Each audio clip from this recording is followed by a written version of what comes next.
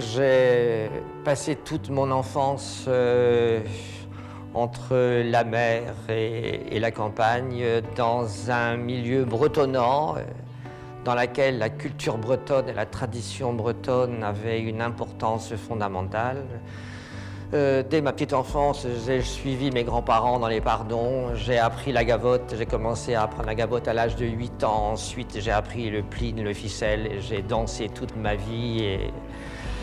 Il n'y avait pas de brodeurs dans ma famille, mais des femmes qui touchaient au textile, qui faisaient les vêtements, qui cousaient, qui tricotaient.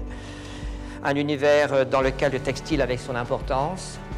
Je me suis dit, j'ai trouvé ma voie dans la création, c'est la broderie, je n'arrêterai pas. Et je suis parti vers la nature, vers cette réflexion sur ce que l'homme a fait de la nature et sur comment cette nature réagit actuellement de manière si violente. J'ai un ami qui me compare au moine copiste. C'est-à-dire que lorsque je commence un travail, je sais quand je le commence. Je ne sais pas quand il sera achevé. Mais ce n'est pas là l'essentiel. L'essentiel, c'est d'aller.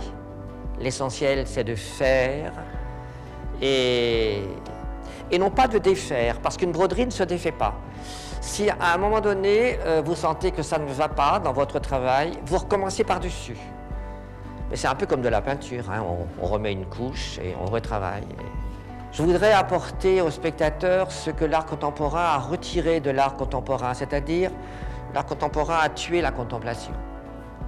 Je voudrais que le spectateur puisse retrouver ces moments à la fois de silence qui m'accompagnent quand je travaille, ces moments de doute et ces moments d'espérance. Parce que pour moi, cette lenteur du travail qui s'étale dans la durée sur des semaines, des mois, elle m'est nécessaire à la fois pour me connaître, pour me construire et pour répondre à ce que la broderie me donne.